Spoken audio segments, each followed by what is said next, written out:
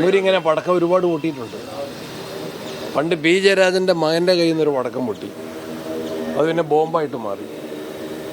ചെറ്റക്കണ്ടി എന്ന് പറയുന്ന സ്ഥലത്ത് ബോംബുണ്ടാക്കുമ്പം 2 CPMകാർ ബോംബ് പൊട്ടി മരിച്ചു. അവരെ അന്ന് തള്ളിപ്പറഞ്ഞു. പിന്നീട് അവർക്ക് അവിടെ തന്നെ രക്തസാക്ഷി സ്മാരകം പണിതിട്ട് കഴിഞ്ഞ വർഷം പാർട്ടി സംസ്ഥാന സെക്രട്ടറി ഗോവിന്ദൻ മാഷ് അത് ഉദ്ഘാടനം ചെയ്യാൻ പോയി.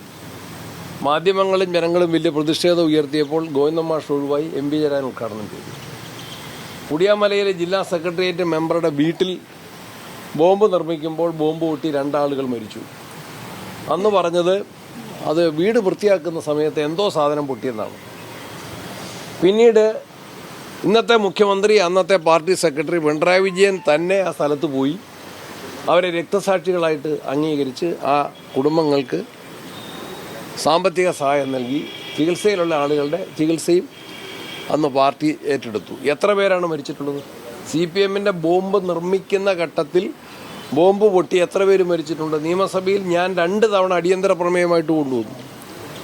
അമാവാസി എന്ന നാടോടി ബാലൻ എന്തോ ആക്രി സാധനം കിട്ടിയിട്ട് അത് ഒരു ബക്കറ്റോ അല്ലെങ്കിൽ ഒരു അങ്ങനെയുള്ള സാധനം കിട്ടിയത്, അത് പൊട്ടിക്കാൻ വേണ്ടി കുത്തിപ്പൊട്ടിച്ചു.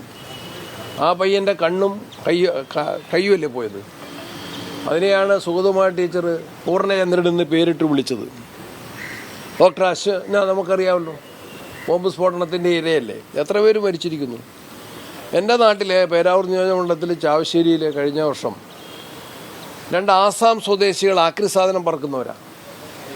അവർക്കൊരു ഇതുപോലെ തന്നെ ഒരു കുടം പോലെ ഒരു സാധനം കിട്ടി. അതവർ പൊട്ടിക്കാൻ ശ്രമിച്ചപ്പോൾ ആസാമിൽ നിന്ന് വന്ന 3 പേര്, ഉപ്പയും 2 മക്കളും, ഉപ്പയും ഒരു മകനും മരിച്ചു. അവരുടെ മൃതശരീരവുമായിട്ട് ജ്യേഷ്ഠൻ ആസാമിലേക്ക് വണ്ടി കയറിയത് നാട്ടുകാരുടെ സഹായത്തോടെയാണ്. ഞാൻ നിയമസഭയിൽ ആ വിഷയം അടിയന്തര പ്രമേയം കൊണ്ടുപോകും.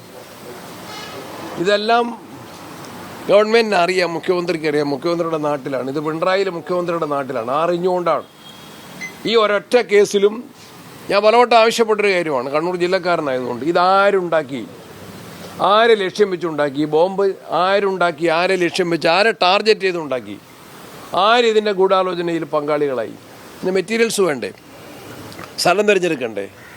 എത്ര സംഭവങ്ങൾ ആവർത്തിച്ച് മിനിമം സ്വന്തം പ്രവർത്തകരെയെങ്കിലും പാർട്ടി പ്രവർത്തകരെയെങ്കിലും സംരക്ഷിക്കേണ്ട ഉത്തരവാദിത്വം, അവരെ ബലി കൊടുക്കുന്ന, രക്തസാക്ഷികളാക്കുന്ന, അവരെ കൊലയ്ക്ക് കൊടുക്കുന്ന CPMൻ്റെ സമീപനം അവർ തന്നെ തിരുത്തണം. നിരവധിയായ സംഭവങ്ങൾ ആവർത്തിച്ചുണ്ടാകുന്നു. പി ജയരാജൻ്റെ മകൻ്റെ കയ്യിൽ ബോംബ് പൊട്ടിയപ്പോൾ പറഞ്ഞത് വിഷുവിന് പടക്കം ഉണ്ടാക്കുന്നതാണ്.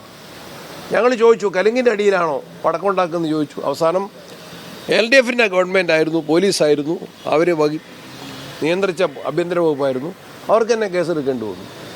ഈ സംഭവം അങ്ങനെ തന്നെയാണ്, അതിൻ്റെ തനി ആവർത്തനമാണ്. ബോംബ് നിർമ്മാണം തന്നെയാണ്.